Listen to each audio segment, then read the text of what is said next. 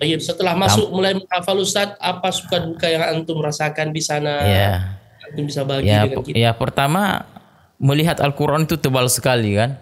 Iya. Hah?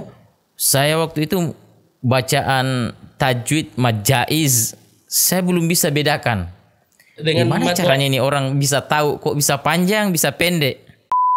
Iya, jadi saya punya prinsip, saya datang dari jauh, saya harus sukses menghafal di sini. Iya, maka saya target diri saya. ya. Pokoknya satu halaman satu hari. Oh, iya, jadi setelah SMA kembali ke Iya. Makassar. Afwan, Kembali ke Makassar. ada yang terluput Ustadz. Kapan ayah antum tahu antum ke Jawa? Saya bikin surat. Ya, jadi saya tulis surat, kirim lewat Ya, ya. pos. Ya, kasih tahu ya bahwa saya sekarang ada di Jawa. Bismillahirrahmanirrahim. Alhamdulillahi rabbil alamin wassalatu wassalamu ala asyrafil mursalin nabiyina Muhammadin wa ala alihi wa ashabihi wa man tabi'ahum bi ihsanin ila yaumiddin wa sallama tasliman katsira. Amma ba'd. Allahumma la sahla illa ma ja'altahu sahla wa anta taj'alu al-hazna idza syi'ta sahla. Allahumma علمنا بما ينفعنا وانفعنا بما علمتنا وزدنا علما إنك أنت السميع العليم وتب علينا إنك أنت التواب الرحيم وأصلح لنا شأننا كله ولا تكلنا إلى أنفسنا طرفة عين.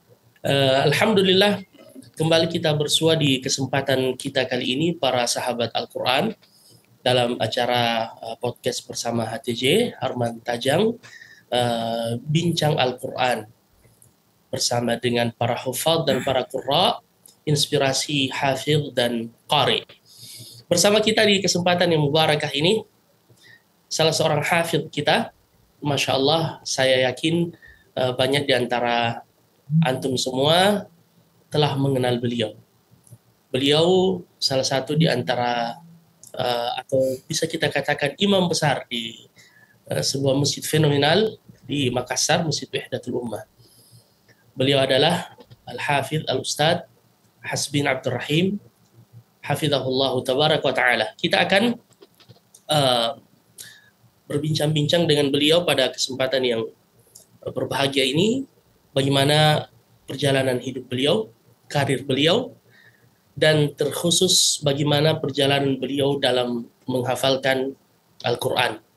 Semoga dengan obrolan ini insya Allah bisa mendatangkan inspirasi bagi para hafidz dan qurra dan yang ingin menghafalkan Al-Quran agar semakin bersemangat insya Allah untuk menggabungkan diri dalam kafilah atau qafilah hufadzil Quran, yaitu para penghafal Al-Quran yang disebutkan oleh Nabi Sallallahu Alaihi Wasallam hum ahlullahi wa khassatuh. Langsung saja para sahabat Al-Quran, kita menyapa tamu kita yang spesial pada kesempatan yang mubarakah ini. Ya, sekaligus pula ini adalah sahabat lama kami, sahabat lama, teman seperjuangan, Masya Allah. Saya tadi sampaikan ke beliau, ini mewawancarai teman sendiri. Insya Allah kita sedikit bongkar rahasia beliau di kesempatan yang mubarakah ini. Baik, Assalamualaikum warahmatullahi wabarakatuh. Ustadz. Waalaikumsalam warahmatullahi wabarakatuh. Gimana kabar tak? Alhamdulillah, baik. Gimana kabar antum ya? Ini tentu Sehat, sehat. Acara kita ini insya Allah diikuti atau disimak lebih luas ya, jadi kita menggunakan bahasa baku walaupun tidak mengapa sedikit dicampur dengan logat-logat Makassar ya, insya Allah. Iya. Ya Ustaz ya, sehat Ustaz. Apa kegiatan sekarang Ustaz? Ya, kayaknya baru balik dari safar ini. Antum banyak bepergian, Masya Allah. Fasiru fil ardi fanzuru. Nah, tafadhal. Baik. Alhamdulillah. Wassalatu wassalamu ala Rasulillah wa ala alihi wa ashabihi wa mawalah. Amma ba'd. Agak didekatkan mungkin mic-nya. Iya. Agak didekatkan mic-nya. Tapi siap. Sudah jelas? Iya. Ya. Oke. Allahumma salli ala Muhammadin wa ala ali Muhammad. Kita mau bicara apa ini, Ustaz? Saya juga bingung ini apa yang saya bicarakan dengan antum. Taib, saya mulai saja Ustadz, Oke. antum kelahiran berapa? Supaya kita Oke, baik. ya, Saya perkenalkan diri saya dulu ya. ya, Ya, perkenalan dulu. ya biasa ada orang mengatakan tak kenal bukan tak sayang kan. Tak Masya sayang karena Allah. tak saling kenal katanya gitu. Ya, ya, ya. Nama saya Hasbin Abdurrahim. Saya lahir di Desa Lambara Harapan.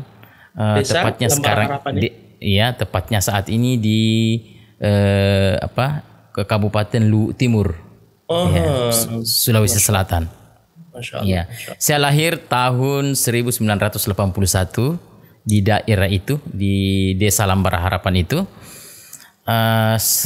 Dan sekolah SD pun juga di sana. Oh, jadi antum kelahiran 1981. Berarti Iya, antum sudah betul, Ustaz. lewat masa muda. Karena katanya sudah- masa muda itu 40 sudah lewat. tahun. Wajah aku muda dia. Betul sekali. Baik, Ustaz.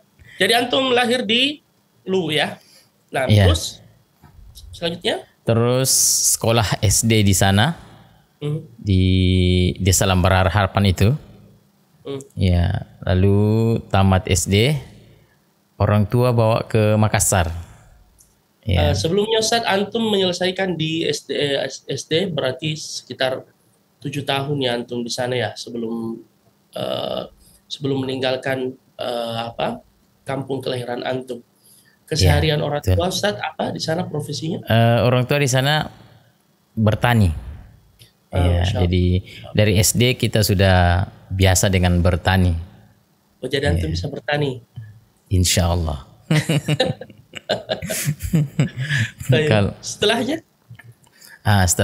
Setelah tamat bertani, tamat SD maksud saya. Tamat bertani ya? Orang tua bawa ke Makassar, ya, Masya dengan tujuan untuk bisa sekolah di Makassar.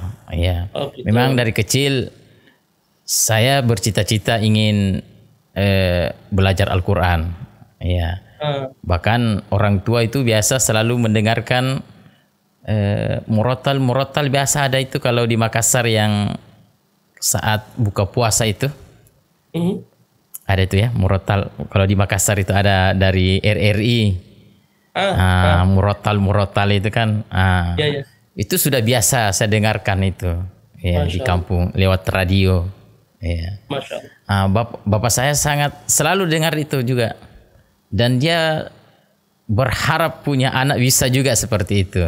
Kayak Ya. Muammar ZA begitu ya? Haji Muammar Ya betul. Tapi ZA ini kan kori dia. Sorry. Yang murotalnya menjelang murotalnya. buka puasa itu. Ya, memang dulu saya ingat ada menjelang buka puasa dari setiap kabupaten itu diutus beberapa qari untuk membaca 1 juz per hari. Betul. Sampai Iya khatam. betul. Ya, Bahkan kalau sampai sekarang. Iya Betul. masih ada. Saya ingat kakak saya pernah ikut itu mewakili Bulukumba. Saya ingat sekali. Insyaallah. Iya.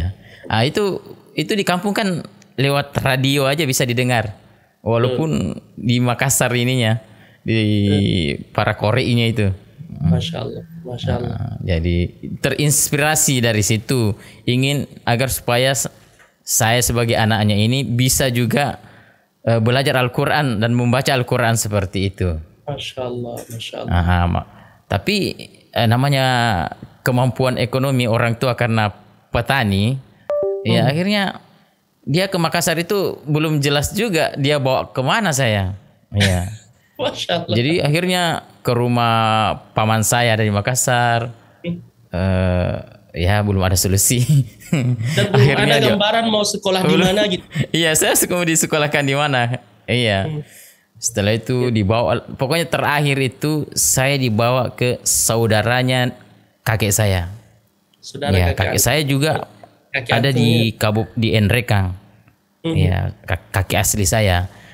Berarti Ini nggak kakek jadi. asli saya punya saudara. Dia ada di Makassar. Dia coba hubungi itu dan saya ke rumahnya. Lalu bapak saya ini mengatakan kepada kakek saya itu, beliau sudah meninggal rahimahullah. Namanya Zaharuddin Ani. Ya, dia tinggal di Todo Puliraya Timur saat saat itu. Jadi dia mengatakan, ya saya ingatnya itu ya, dia mengatakan kepada kakek saya itu, ini ada cucu tak? Ya. Ya. Dia punya semangat mau menghafal Al-Quran. Iya, dia begitu. Iya. Dan dia mau juga masuk dalam pesantren. Iya. Masya Allah. Akhirnya Mungkin kayaknya sudah bakat dari antum ya Ustadz ya? Apa di SD antum sudah ikut-ikut lomba atau gimana? ya dia memang betul di waktu saya SD pernah memang juara. Masya Ya juara SD, juara kampung. Masya Allah. Iya tapi ya begitulah kualitas SD ya. Tapi istilahnya alhamdulillah. Terlihat bakatnya. Iya. Iya ada bakat lah sedikit ya waktu itu. Jadi intinya yang kemauan ini yang susah. Karena saya punya kemauan mau masuk pesantren. Iya, cuman kan masuk pesantren kan saat itu biaya juga besar. Iya, belum lagi bulanannya kan. Sementara orang tua kayaknya tidak mampu untuk semuanya itu bayar. Nah, jadi dititip sedikit ke saudaranya kakek itu. Nah, ini ada cucu tak ini mau masuk pesantren. Ya, siap menghafal Al-Quran. Ya. Nah, dia hanya mengatakan, wah yang penting dia mau. Ya, saya kasih masuk dia pesantren. Orang tua dulu ya, Masya Allah ya. Iya, iya. Jadi sudah bersambutlah antara semangatnya bapak saya dengan keinginan saudaranya kakek itu. Iya. Sambutan dari kakek. Ya, karena banyak biasanya ada orang ya mau masuk pesantren tapi dipaksa sama orang tuanya. Ya ini bukan saya kemauan saya ini. Itu sukarela. Iya, sukarela. Saya memang yang ingin mau masuk pesantren. Iya, karena ya mungkin dari bapak saya yang selalu semangat ya akhirnya kita jadi semangat juga jadinya. Iya, jadi sudah itu pertama saya dimasukkan di pesantren Darul Aman Gombara. Masya Allah. Iya, Masya Allah. di Makassar ini, Makassar. Ya. Iya, masuklah saya ke sana. 1 tahun saya jalani, ya luar biasa perjuangan di pesantren karena pesantren ini pesantren baru. Ya, jadi masih banyak kerja bakti karena bangun pesantren kan gitu ya. Jadi menghafal sambil jadi kuli. Waktu itu belum menghafal. Ya, tapi sudah dibuat program menghafal dan saya lah salah satu muridnya di situ. Iya. Jadi baru dimulai. Ya. Percobaan berarti antum. Percobaan. Iya, percobaan. Dan saya sudah hafal juz 30 di situ. Sudah masuk juz 29 saat itu tapi tiba-tiba datang lagi nih kakek saya ini. Ya. Dia mengatakan kepada saya, "Kamu mau enggak menghafal Al-Qur'an di Jawa?" Masya Allah. Berarti berapa lama? Cuma berapa lama di Darul Aman? Ya maksudnya setelah setahun itu ya, setahun itu.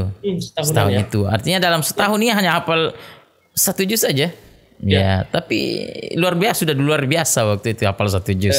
Karena rata-rata santri belum ada hafal 1 juz. Iya. Jadi ditawari datang untuk pergi ke Jawa ceritanya menghafal Al-Qur'an. Saya bilang dengan siapa saya pergi ke Jawa? Saya bilang ada temannya kakek, dia bilang begitu. Iya. Beliau itu Ustaz Syam Amir saat itu. Ustaz Syam Amir waktu itu ini tahun 94. Beliau baru juara 1 di Riau. Iya, tingkat 20 juz. Mondoknya di sana. Iya, saat itu Ustaz Syam Amir sudah mondok di MK Tebu Ireng itu. Iya, jadi balik setelah selesai ikuti musabaqah Hifdzul Quran itu di Riau, beliau juara 1, dapat hadiah haji waktu itu. Ini kakek saya ini kan satu bisnis dengan bapaknya. Bisnis apa itu? Tenda, sewa tenda gitu. Jadi selalu kan komunikasi antara kakek dengan bapaknya Ustaz Syamamir ini. Iya. Jadi dilihat itu penghafal Quran anaknya itu. Dia juga bilang saya ada cucu di pondok. Iya, bisa saya titip. Langsung saya diambil di pondok, dibuatkan langsung surat pindah. Ya, dan 2 hari setelah itu sudah ada tiket kapal laut Pelni. Kapal laut. Iya, naik kapal laut berangkat. Bersama Syamamir, Ustaz Syamamir. Iya, bersama dengan Ustaz Syam Amir itu. Tanpa dia tahu bapak saya. Iya, jadi saya dititip ini. bapak saya tidak tahu di kampung. Kan Kan saat sudah itu belum ada diserahkan penuh, telepon. kan? Iya, Kan sudah belum ada diserahkan telepon. penuh. Hmm? Kan sudah diserahkan penuh sama kakek. Iya, itulah. Iya, karena sudah diserahkan pun sama kakek cuma bilang kamu ikut sama ini Ustadz Syamamir waktu itu. Jadi dibawalah saya berdua di kapal pelni ini. Iya, Tunggu, saya tanya Ustaz, Anda tadi bilang nelpon ke orang tua. saya belum, enggak ada telepon waktu itu. Dan Enggak ada, telepon. belum ada telepon. Ada telepon waktu itu kan baru di Makassar. Dan itu kalau mau nelpon harus interlokal. Iya. Tapi yang jelasnya di kampung belum ada telepon. Walaupun telepon rumah juga belum ada. Betul. Iya, jadi harus surat, harus lewat pos kalau mau memberikan informasi. Masya Allah. Iya, yang jelasnya saya dibawa ke Jawa itu ya bersama Syam Amir turun di Surabaya. Baru juga kenalan sama beliau itu. Ustaz Syamamir. Jadi sebelumnya saya tidak kenal siapa yang mau bawa saya ini. Masya Allah. Iya, jadi langsung dititip bawa di kapal kan sama-sama di ranjangnya begitu tidur kan. Nah, Baru beliau kan siapa? orangnya berwibawa gitu ya. Iya, itu. Siapa ini orang ini guru di sana atau siswa atau gimana ya? Nah, tapi yang jelasnya dia sudah hafal Quran, itu yang saya tahu, dan sudah juara 1 menghafal Quran 20 juz di Riau. Oh, orang hebat menghafal ini. Iya. Sampai turun di Surabaya, pokoknya cerita-cerita di kapal itu pokoknya dia bilang begini. Kalau sampai nanti di sana bilang saya adiknya. Padahal nggak mirip jadi sama kalau sekali. iya enggak. Jadi ternyata ada adiknya di sana juga. Jadi sampai di sana saya dikasih kamar dengan adiknya. Adik kandungnya ini. Ya, 1 lemari, pokoknya makan 1 piring. Iya, dengan adiknya 1 kamar di situ. Nah, dia berada di kamar yang lain. Iya. Kamar senior. Ternyata beliau sudah jadi pengurus. Pengurus di pondok. Iya. Hanya tiap hari yang ini jadi apa ini dia. Ternyata baru kelas 3 SMA. Oh, waktu itu beliau. Waktu itu beliau. Iya, saya baru masuk kelas 1 SMP. Saya mengulang lagi di sana. Masuk lagi kelas 1. Oh, antum mulai lagi dari kelas 1. Mulai dari kelas 1. Iya, jadi tapi ujian negaranya langsung kelas 2. Karena sudah ada dari pindahan ya. Iya, tapi untuk pondoknya tetap kelas 1. Itu semua biayanya Ustaz dari kakek ya? Ada dari kakek saya itu. Iya, sampai yang di pesantren di Darul Aman dulu pun juga beliau. Iya, dari semua biaya. Pokoknya dia bilang, penting kamu mau saya biayai. Iya. Oh, insya Allah siap. Iya. Saya tidak pernah bilang. Sebelum lanjut, berarti yang selain kedua orang tua yang paling berjasa dalam perjalanan karir menghafal antum, kedua orang tua tentunya, kemudian kaki antum yang antum silakan dari kaki asli, saudaranya yang di Makassar yang membiayai, kemudian Ustaz Syamamir. Iya, betul. Masya Allah. Itu orang-orang yang berjasa. Iya. Iya. Masya Allah. Jadi sampai di sana, ternyata ini pengurus beliau ini Ustadz. Iya. Senior ternyata. Iya. Setiap hari saya dipanggil. Iya, suruh mengaji di depannya. Diperbaiki bacaan. Diperbaiki bacaan. Ya, tapi di pondok kan ada juga. Ya, jadi saya punya 2 guru. Ada guru yang ditunjuk dari pondok dan dari beliau sendiri. Murabi yang khusus. setiap hari panggil saya untuk store. Iya, tapi ada juga dari pondok saya store juga di situ. Yang resmi mungkin ya. Iya, yang resminya ada. Nah, ini pribadinya ini ada, Ustaz ini. Ya, jadi tiap hari begitu. Ya, pokoknya masuk ke sana saya masuk tingkatan B6. Ya, jadi kalau masuk pondok itu nggak langsung menghafal. Ada proses, semua masuk, mau sudah pintar dari luar atau belum, masuk di tes mengajinya dulu. Saya masuk level B6, B6 ini level paling bawah, berarti B1 yang paling tinggi. Nanti ada juga levelnya A. Masya Allah. Nah, tapi kalau sudah masuk nanti B1 itu hampir sudah sama level A. Jadi B6 ini saya jalani 2 bulan tahsin dulu di situ. Setiap per triwulan dia. Setiap 3 bulan dites lagi. Kalau sudah bagus, bisa naik kelas B5. Tapi waktu itu alhamdulillah karena Ustaz Syama Amir ini selalu tiap hari pokoknya ditahsin terus. Kayak kelas antum nih. Percepatan. Iya, akhirnya saya lompat B4. Saya lompat di satu kelas. Iya, akhirnya begitu lagi saat di B4 masih tiap hari saya disuruh mengaji. 2 guru saya, guru dari pondok dan Ustaz Syama Amir sendiri. Iya. Ujian lagi per 3 bulan itu, lompat lagi saya langsung B1. Iya. Dari B4 itu. Yang lain teman saya lompat dulu. Ada yang nggak lompat. Iya, cuma dari B4 naik dulu B3. Ya baru B. Ya. Di B1 ini posisi B1 ini sudah sama dengan A. Ya. Artinya kalau sudah sampai situ sudah bisa nanti di wisuda. Wisuda bin nazar. Ya, bin nazar artinya dilihat. Udah selesai. Ya, jadi baru dianggap pintar membaca Al-Qur'an. Ya, dengan dilihat. Ya, dengan lihat. Jadi sudah direkomendasi untuk bisa masuk program tahfiz. Ya, gitu ceritanya. Tapi di wisuda dulu. Itu berapa itu fatrah atau masa itu Ustaz? Dari B6 sampai A-nya dan seterusnya berapa lama itu? Semuanya? Hampir setahun. Setahun ya. Hampir setahun ya. Ya, per 3 bulan itu. Setahun itu fokus memperlancar bacaan, memperbaiki tajwid dan seterusnya. Betul. Karena kalau menghafal sebelum diperbaiki, khawatirnya nanti yang di-save adalah yang salah-salah. Betul. Itu. Wah, Masya Allah. Ini bagus. Ini inspirasi untuk para pembina pondok pesantren memperhatikan itu. Jadi jangan langsung diarahkan untuk menghafal, tapi memperbaiki dulu bacaannya. Jadi intinya tidak boleh tergesa-gesa Ustaz ya. Betul. Iya, dan mereka punya prinsip memang begitu. Tidak boleh menghafal Al-Quran kalau tidak bagus bacaannya. Iya, karena yang dihafal nanti akan salah kan? Kalau salah hafalan ya tentu salah nanti yang keluar dari hafalannya itu. Iya, jadi. Berarti SMP SMA antum di sana di Jawa. Betul, SMP SMA. Iya, Tebu Ireng. Jadi setelah masuk mulai menghafal Ustaz, apa suka duka yang antum rasakan di sana? Antum bisa bagi dengan kita. Ya, pertama melihat Al-Qur'an itu tebal sekali kan? Iya.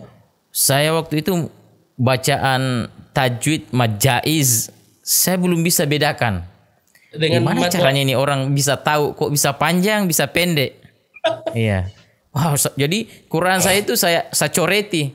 Oh, ini nanti panjang di sini, nanti panjang lagi di sini. Tapi kalau banyak sekali kan gimana cara mengetahuinya kan gitu. Iya, hebat semua orang ya. Kok bisa dia tahu di situ panjang lalu dia hafal. Iya, tidak salah, Bu. Ini saya sudah coret. Tapi kenapa salah panjang saya kan gitu ya. Iya. Karena saya belum tahu kaidahnya. Iya, waktu itu. Ya, hanya dibacakan saja. Istilah tahsinnya itu belum terlalu diberikan teorinya. Tapi prakteknya langsung. Ya, jadi di sana itu praktek memang yang lebih utama. Iya. Teori ini nanti di belakangan. Iya. Betul. Belakangan jadi banyak yang teman-teman saya ini kalau ditanya tentang teori, ya saya yakin dia belum terlalu bisa jawab. Tapi kalau praktek apanya? Yang lebih penting itu tentunya prakteknya itu. Oh, Masya Allah. Ya, dua-duanya penting, tapi tentu ya prakteknya dulu. Karena apa gunanya menguasai teori kalau misalkan prakteknya itu tidak dikuasai? Iya, betul. Masya Allah. Jadi sampai saya tamat Al-Quran itu untuk teori itu kayak kurang kuasai. Tapi masalah tapi praktek alhamdulillah. Masya Allah. Benar kalau praktek. Iya. Betul. Gitu. Ya, jadi Taib. Berarti selama antum berhasil mengkhatamkan Al-Quran setelah SMP atau nanti SMA, berapa miqdar yang antum setorkan per hari? Dan mungkin antum bisa berbagi bagaimana cara menghafalnya. Secara singkat tentunya saat ini waktu membatasi kita, subhanallah. Indah sekali nih. Kayaknya kalau ngobrol bareng antum ini biar sampai ini enggak. Jadi menghafal waktu itu saya target diri saya. 1 halaman 1 hari. Satu halaman per. Iya. Iya, jadi saya punya prinsip, saya datang dari jauh, saya harus sukses menghafal di sini. Iya, maka saya target diri saya. Pokoknya satu halaman satu hari. Jadi saya bagi itu, satu bulan itu kan 30 hari. Iya. Satu juz itu 20 halaman. Jadi dalam satu bulan saya hanya perlu fokus 20 hari. Ya. 10 harinya ini anggaplah liburnya atau lagi malas-malasnya. Kan biasa itu ada datang malas-malasnya. Ya, betul. Atau ada sakit gitu dan sebagainya. Pokoknya 30 hari ini 20 hari maksimalkan dan itu satu juz. Karena satu juz itu 20 halaman. Iya, itu aja. Jadi tidak boleh lewat. Pokoknya satu juz satu bulan. Itu Dan kalau target. sudah tercapai target itu terserah setelah itu mau ngapain. Ya betul. Yang jelas itu target harus dicapai dalam sebulan. Jadi kalau 30 juz itu kan kalau 1 tahun 12 bulan. Berarti saya hanya butuh 10 bulan. 2 bulan ini anggaplah liburnya. Iya, gitu kan. Ini nanti copy paste lagi tahun depan. Dan bulan tahun depannya lagi. Jadi target memang 3 juz. 30 juz itu. Berarti kita harus mensiasati diri kita juga ya. Memberikan space untuk diri kita. Kemalasannya, lagi futurnya, mainnya. Supaya kemudian tidak ekstrim. Sekaligus di awal kemudian terputus di tengah jalan. Betul. Karena sebenarnya sih awalnya itu saya bisa hafal 1 lembar. Ya. 1 lembar ini kan kalau 10 hari aja sebenarnya 1 juz. Betul. Tapi guru saya punya prinsip juga. Lebih baik sedikit lancar daripada banyak tapi tidak lancar. Betul. Iya, jadi saya tertahan di situ. Marramal ilma jumlatan dhahaba anhu jumlah. Siapa yang mengambil sekaligus akan cepat hilang darinya sekaligus. Itu dia prinsipnya guru saya itu. Jadi saya menyetorkan hafalan saya 1 lembar 1 hari, itu biasanya ada salahnya. Dari salahnya itu dia punya prinsip. Besok tidak boleh lagi hafal 1 halaman. 1 lembar. Iya, 1 halaman saja. Iya, yang penting tidak ada salahnya. Iya, jadi terpaksa saya tahan diri saya untuk nambah 1 lembar. Iya, cukup 1 halaman setiap hari. Tapi itu masih tercapai 1 bulan. 1 juz. Iya. Berarti kalau antum butuh waktu sekitar 3 tahun, berarti antum menyelesaikan selama SMP itu hafalan ya? Iya, alhamdulillah. Iya, tamat SMP itu selesai. SMA ya tinggal murojaah. Iya, jadi saya di sana murojaah selama SMA itu. Dan mulailah antum ikut lomba-lomba MHQ. Ini mungkin bisa ceritakan prestasi-prestasinya, Ustaz. Dulu pernah ikut lomba 10 juz di sana. Jadi antara orang Jawa dengan luar Jawa dulu. Iya, saya mewakili luar Jawa. Saya lawan orang Jawa di pondok ini. Saya menang luar Jawa kan. Akhirnya karena saya selalu yang juara, saya yang diutus Kabupaten Jombang mewakilinya ke provinsi. Mewakili Kabupaten Jombang ke provinsi. Ke provinsi 10 juz waktu itu. Akhirnya antum ditahbis untuk mewakili Kabupaten Jombang yang betul. Jawa ya, Masya Allah. Utusan pondok. Dan tentunya bagi kita tidak ada masalah, tidak ada perbedaan Jawa, Bugis, Makassar, semuanya sama. NKRI. Wa inna akramakum indallahi atqakum. Itu prinsip kita. Nah, silakan lanjut. Iya, jadi tapi ya qadarullah sampai di provinsi ya banyak yang lebih hebat lagi. Iya. Iya, tidak kalah tapi banyak yang lebih hebat. Iya. Itu pengalaman murojaah lebih banyak lagi ketika kita mengikuti acara-acara seperti itu. Ya, jadi betul. Seperti perkataan Syekh Utsaimin kan? Jangan ikutlah musabaqah untuk mempermantap hafalan, bukan sebaliknya. Betul. Jangan menghafal untuk ikut musabaqah. Jadi saya terasa sekali hafalan 10 juz itu di murojaah. Iya, sampai yang mirip-miripnya kita tahu. Dibacakan pojoknya bisa tahu pojok atasnya, dibacakan akhir surahnya bisa tahu awal surahnya. Begitu. Jadi betul-betul melatih kekuatan hafalan kita ketika mengikuti acara seperti itu. Masya Allah. Lomba-lomba yang lain Ustaz setelah itu dalam karir Anda? Setelah tamat SMA dari sana, balik ke Makassar. Hmm. Ya, sudah mulai masuk kuliah kan gitu ya. Masih dipanggil juga ikut-ikut lagi. Ya, tapi sudah mulai naik lagi 30 juz. 30 juz. Ya, plus tafsir. Ya, tafsir bahasa Arab. Ya, wakili Kabupaten Nrekang. Ya, karena saya dari Nrekang kan gitu ya. Orang Nrekang. Ya, wakil Kabupaten Nrekang. Alhamdulillah tingkat provinsi juara 2. Masya Allah. Iya, juara 2. Dan tahun depannya begitu lagi. Wakili lagi, Nrekang lagi. Tapi 2 kali saya mewakili ini Kabupaten Nrekang juara umum. Ya. Kenapa nggak mau mewakili lu Lambara? Apa ya? Yang Nrekang tempat kaki antum ya? Iya, kaki saya. Bapak dan ibu dari Nrekang. Iya, waktu itu. Waktu itu bupatinya itu Pak Latinro. Iya. Pak Latinro ini sekarang ini selalu menyetorkan hafalannya juga ke Ustadz Syamamir. Masya Allah. Iya, sampai sekarang masih informasinya seperti itu. Ya, bahkan Ustadz donaturnya. Syamamir ini Masya Allah sangat berjasa. Termasuk saya Ustadz. Ustadz Syamamir termasuk orang yang paling berjasa dalam hidup saya dalam dunia menghafal Al-Quran. Karena kami itu satu kontingen ketika musabaqah tilawatul Quran tingkat nasional di Palu. Kami satu kontingen mewakili Sulawesi Selatan.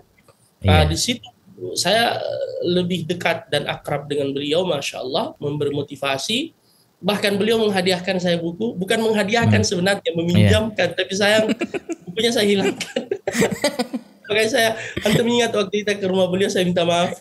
Tapi intinya di sini beliau saking memberi motivasi kepada saya, kepada kami untuk menghafal pada waktu itu. Beliau kasih buku sangat berharga itu, yang mutasyabihatul Quran. Yang ayat-ayat yang mutasyabihat, yang mirip antara yang satu dengan yang lain itu beliau kasih ke saya. Masya Allah. Dan beliau terus memberi semangat dan motivasi. Masya Allah. Jadi setelah SMA kembali ke Makassar. Afwan, kembali ke Makassar. Ada yang terluput Ustaz. Kapan ayah antum tahu antum ke Jawa? Saya bikin surat. Jadi saya tulis surat, kirim lewat pos. Ya, kasih tahu ya bahwa saya sekarang ada di Jawa. Iya. Pokoknya setelah sampai surat saya lewat pos, dia balas juga. Ya, jadi saya surat-suratan selalu dengan bapak saya. Gitu komunikasinya begitu. Sampai kalau saya bilang kirimkan oleh-oleh, dia kirim betulan. Ya, kenal kue baje. Sampai dikirim itu. Ini baje kalau di bapak saya jago bikin kue itu. Ya, memang ada khas Nrekang juga itu. Ya, tapi dibuat dalam versi yang keras. Oh, supaya tahan lama. Supaya tahan lama. Ya, ketika sampai di sana, saya kasih teman-teman saya, dia bilang, "Ini kue 1 abad." Saking kerasnya.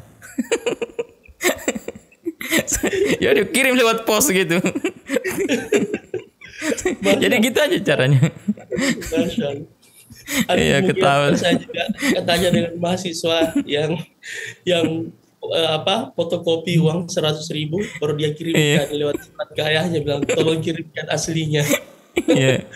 Baru ayahnya fotokopi tinjunya dan dia kirim aslinya. Jadi Masya Allah, jadi surat-suratan gitu ya. Iya, surat-suratan sangat indah hari-hari. Jadi sampai surat saya itu tertumpuk banyak. Setelah saya tamat SMA kan saya kumpul terus itu surat. Hampir segini tumpuk. Suratan saya sama bapak itu. Dia kasih semangat itu. Hanya lewat begitu komunikasi, tidak bisa lewat telepon. Tidak ada telepon di kampung. Masih tersimpan sampai sekarang. Sudah saya buang itu surat waktu sebelum pulang ke Makassar. Saya ke Makassar cita-citanya ingin masuk di kampus yang lebih indah daripada pondok saya. Tapi bapak saya ini bilang, "Saya mau masukkan kamu ke Stiba." Saya belum kenal apa itu Stiba. Langsung bilang, saya dari Stiba. Ayo kita jalan-jalan ke Stiba. Malam-malam ini. Saya diajak ke sana. Wah, gelap.